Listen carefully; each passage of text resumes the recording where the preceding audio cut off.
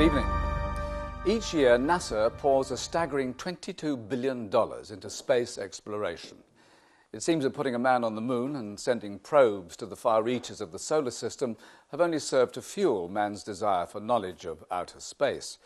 But while we look to the skies, there is a great unknown much closer to home, and that's inner space.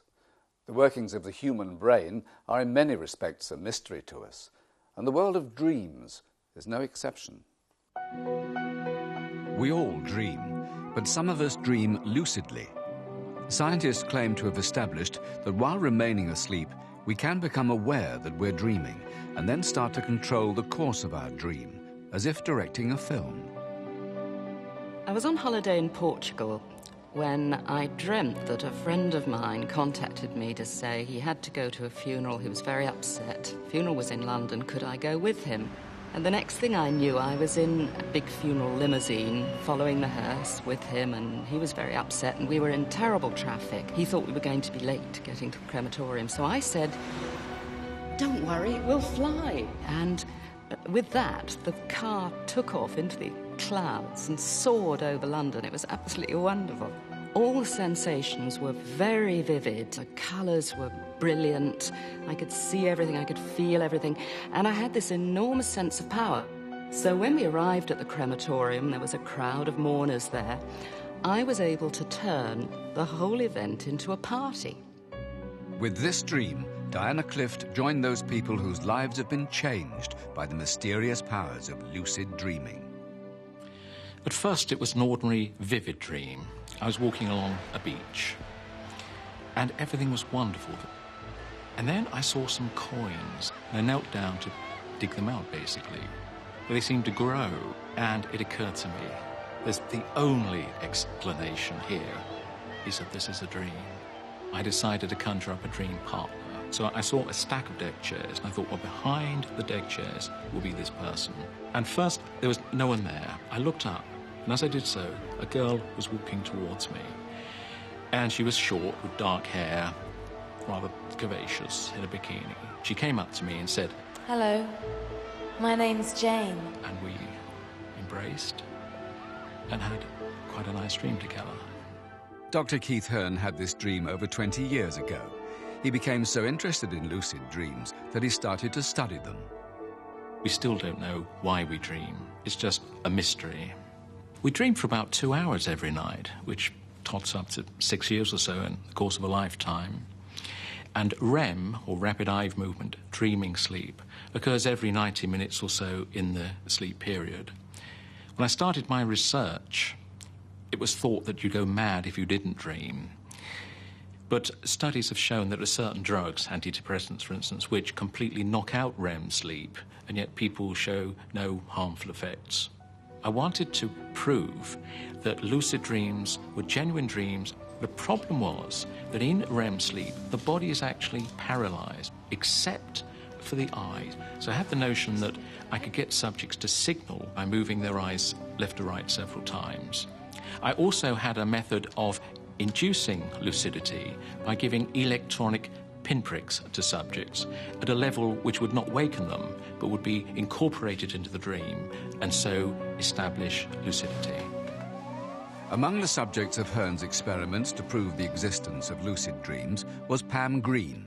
She can still remember the lucid dream which led to a scientific breakthrough. I was roller skating downhill, which is quite a scary experience for me because I don't roller skate. I was aware that the ground was disappearing beneath me very quickly. I had a wall on one side of me and a roadway on the other. So I had to be very careful that if I veered off a straight course that I would either crash into the wall or run into the road. I felt the pinprick. This was the signal for me to look left and right and signal to Keith. For some reason, I felt I had to close my eyes to do this. This worried me slightly because it meant that I may crash into the wall or run into the road. However, I risked it and found afterwards that I was okay. I was now aware, because I was dreaming, that it was perfectly safe to do what I wanted to do. It was an incredible experience when I first saw the signals from a person who was in a lucid dream. Suddenly, a sequence of left-right eye movement signals came through. It was like getting signals from another universe. It was amazing. Hearn's next quest was to discover how the powers of this mysterious world could be used. It's long been known that dreams offer a source of creativity. One of the many artists inspired by dreams was the 18th century Italian composer Giuseppe Tartini. After dreaming that the devil played a violin to him, Tartini woke and wrote the music now known as the Devil's Trill Sonata. Hearn himself has tapped this reservoir of creativity. In this dream, I was walking along a riverbank with my girlfriend at that time. Now, in reality, the relationship was breaking down, and I was feeling very upset about this because I really loved this woman. And the dream seemed to reflect the sadness, and at that time, I heard some music. It was a flute tune, very plaintive. Anyway, on waking, I wrote down the music and developed it and called it Walk to the Pagoda, and it's since been recorded. Hearn believes that anyone can harness the powers that lucid dreams offer. Lucid dreams are an amazing phenomenon, and they can be available to anyone. I think they constitute the ultimate therapy. They can make us feel good, they can banish phobias, fears, and through lucid dreams, we can heal ourselves. One such example is where people have chronic nightmares. You can actually change nightmares to pleasant lucid dreams. And the trick is to change your mindset from thinking, oh my God, here's the nightmare, to great, wonderful, here's the nightmare. That means I'm dreaming, and I can control my dream. But some professional dream therapists believe that if we try to change the natural course of dreams, we're avoiding important messages that they can give us. I do believe that dreams have a functional meaning. I think there's a reason for us to dream. And I believe that the unconscious gives us another perspective on things. And that is part of the point of the dream. When we're stuck in a situation, sometimes a dream will illuminate the situation in a completely different way. My concern about lucid dreaming would be that it seems that it might be actually interfering with the dream as a communication from the unconscious, a letter from the unconscious, as somebody once described it. Michael Edwards has other reservations about the way lucid dreams can be used. Carlo Rossi is a personal trainer. 2 years ago, his father died. Shortly after, Carlo had an ordinary, non-lucid dream about him. We were hugging each other, and I went to look at his face, but I couldn't quite see his face clearly. Carlo is now determined to try to use lucid dreaming as a way of re-establishing contact with his father, to see him again fully. I try my hardest to regain my father's face in the dream, definitely. I need that contact. Grieving is a necessary process and usually, inevitably, a painful process. It would concern me if lucid dreaming was seen as a kind of panacea, a way of avoiding that, a way of opting out of it, a way of escaping the pain of it, and therefore never grieving properly as a deep emotional experience that we have to go through. It's too facile, it's too easy, I think, just to say, well, it's so good I can call up my father again. For those people who want to induce lucid dreaming, a whole technology has sprung up. It's claimed that the Nova Dreamer, for instance, can alert you when you're dreaming. It consists of a soft sleep mask that you put over your closed eyes and you go to bed. When you're dreaming, your eyes move rapidly from side to side. The sensors in the mask spot the eye movements and realise that you're dreaming. Then it waits a little and it flashes a red light. These machines that are on the market at the moment, which claim to be able to induce lucid dreaming and give you these wonderful nights of entertainment, I think are an awful idea. I find it very unhealthy, this notion that instead of just having dreams, we have to view them as some sort of entertainment some sort of commodity. I think some people might consider the Nova Dreamer to be a toy, but we've had some so amazing stories we know it's more than that. For example, once we had a guy who was chair-bound. He was physically disabled.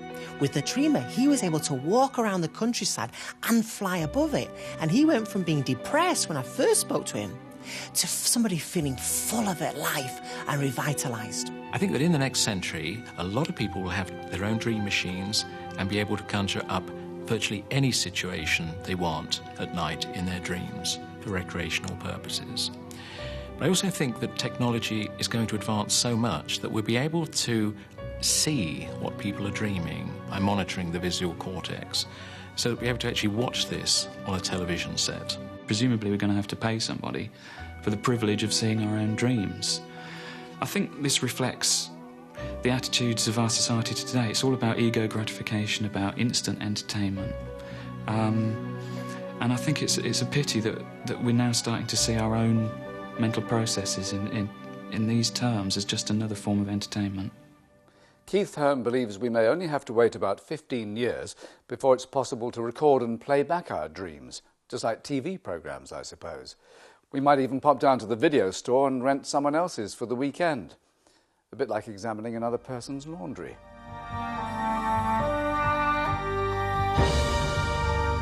You might have noticed that children have a unique and very direct way of looking at things. Their minds are free from the worldly clutter which preoccupies adults. Could this mean that children are more receptive to unworldly phenomena? Some observers believe that they can possess exceptional psychic powers.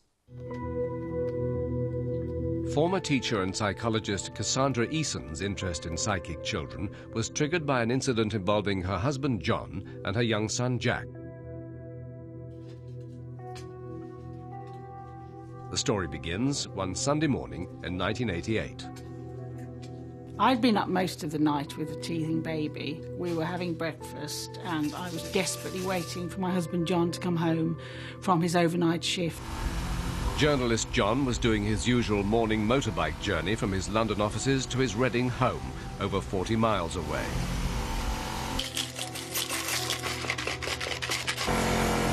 Oh, look at the mess! We looked at the clock and I thought he'll be home any moment now. Jack looked up from his cornflakes and said, Mummy, Daddy's gone rolly boys on his bike, but he's okay.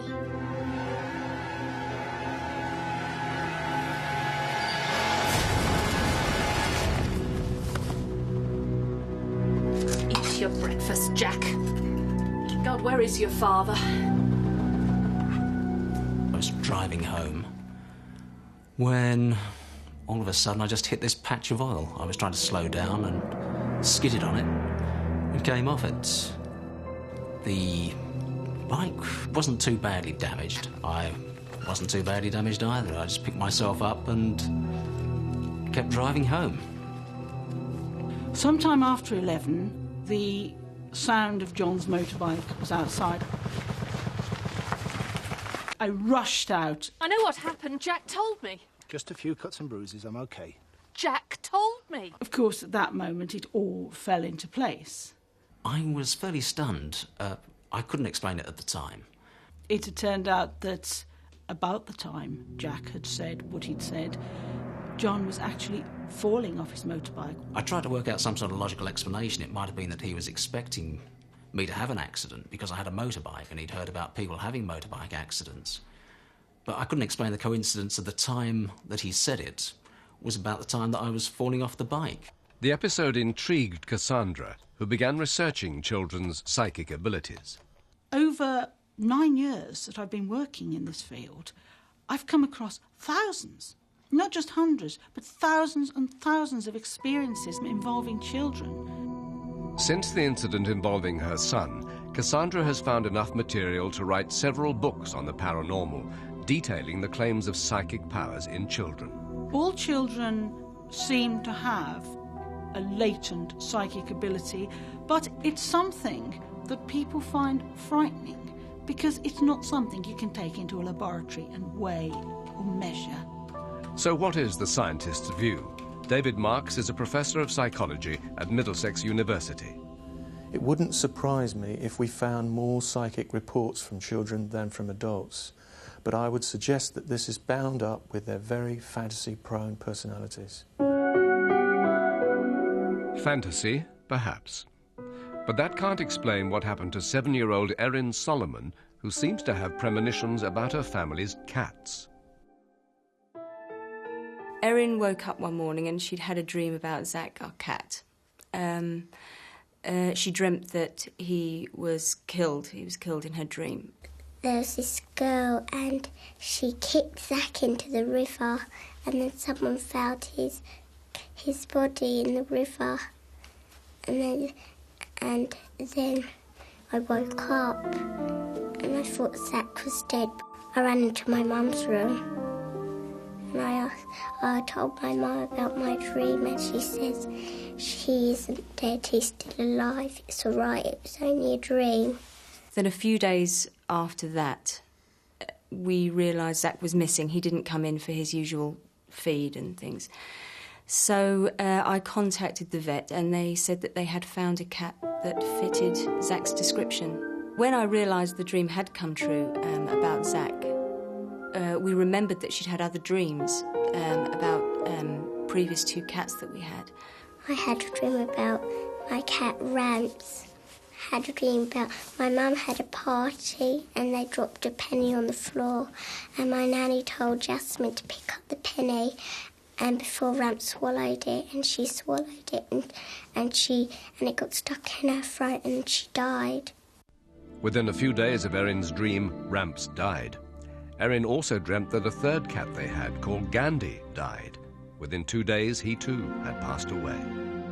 When we realised that she was having these dreams and the cats were then dying within a short period of time after the dreams, we did realise that this was quite strange. Erin now has a 4th cat, Tommy. Fortunately, she hasn't dreamt about him yet. Many parents will be familiar with their young child having an imaginary friend whom only they can see and communicate with. Some children claim they're talking to a dead relative, perhaps someone they've never even met. 13-year-old Nicholas Mason from Wolverhampton believes he's contacted regularly by his dead granddad. My father was an amazing character. He was very, very well loved by everybody, and I can close my eyes now and I can see his face clearly. When I told my father that I was pregnant, he was thrilled to bits, and when it was a boy, he was the very first grandchild in the family. He wouldn't put him down. They were very, very close, and after my father died, Nick, to say that he was only 3.5 when my dad died, he missed him terribly. He really cared for me. He took me everywhere, took me to the park, out, shopping, got me nice stuff. After his death, Nicholas felt his granddad still talked to him. His mother didn't think too much of it. It seemed a comfort to Nicholas. But then when the family car, once owned by Nicholas's granddad, was stolen, something happened that no one could explain. It got to about mid-afternoon and Nicholas was playing with his friends on the green, and he suddenly came up to me and he said, Mum, I know where the car is. What do you mean you know where the car is? Granddad told me. Now, I always believe in listening to a child. So I said, all right then, where's the car? And with that, he goes off into the corner of the garden, and I can see him nodding his head and shaking his head and listening and thinking. And then he came back and he says, Grandad says you know where the car is, Mum. Granddad said he was next to these 2 bridges. What do you mean 2 bridges? 2 bridges that you could go over and under. Do you mean Bridge North? No, not Bridge North. It's where we used to have picnics. 24 hours later, police found the stolen car abandoned by the thieves 7 miles away. Roseanne was asked to pick it up. Mum, there's a car, and there's 2 bridges. Just like Grandad said. When we found the car in the exact place that Nick had described, I was absolutely thrilled to bits. To me, it was proof what Nick had told me had actually happened. The car was parked next to 2 bridges, near a picnic spot, just as Nicholas said his granddad had told him. If he'd have said something like that after the car was found, Grandad told me it was going to be found in that place, then yes, there would have been a lot of doubt. But he told me before the car was found. So how do scientists explain claims that children can talk to dead relatives who give them information they couldn't possibly know? Coincidence is one explanation. I think to a scientist we can explain it in terms of the children's imagination, which is extremely vivid. But is there a darker side to some children's apparent psychic abilities? Could it in fact be harmful? The Church believes it can. The Reverend Tom Willis is a Church of England exorcist. He is called in, usually by distraught parents, to exorcise demons they believe are possessing their child. Exorcism is part of the Church's healing ministry, which has been revived a lot in recent years. Reported cases of children being possessed by spirits have risen steadily since the abolition of the Witchcraft Act in 1952, a repeal which decriminalised practising the occult. Since then, a lot more people have dabbled in our generation in the occult, in seances and Ouija boards and astrology and tarot cards, and the Church has to mop up the results of all this. There has been an increase in the number of people asking for this ministry, and the number of children involved has also increased. Reverend Willis has exorcised many children who he believes were possessed by evil spirits. Well, I recently had a case of a young child of 3 who was swearing and blaspheming, and they knew the child couldn't have learnt this, and said, "Who's telling you all this?" And she said, "The old man that comes into my room, he says these words." And eventually, when we prayed for the repose of the soul of this chap and blessed the house, they moved house, and they say now there's no more problems. Are these genuine cases of spirits possessing children with psychic abilities, or is there a more mundane explanation? Children can believe sometimes that they're possessed, so can adults, but in children it's very, very vivid. There are much more rational explanations. For example, a child has a dream that they are being possessed by some sort of spirit. They wake up the next morning, they're very frightened by this, they tell their parents, and the parents panic and contact the local priest. The priest comes along, he may himself believe in spirits, he then reinforces the belief in the child, and they go through an exorcism. But really here what we've got is a medieval story, a medieval fairy tale, to explain and interpret complicated experiences.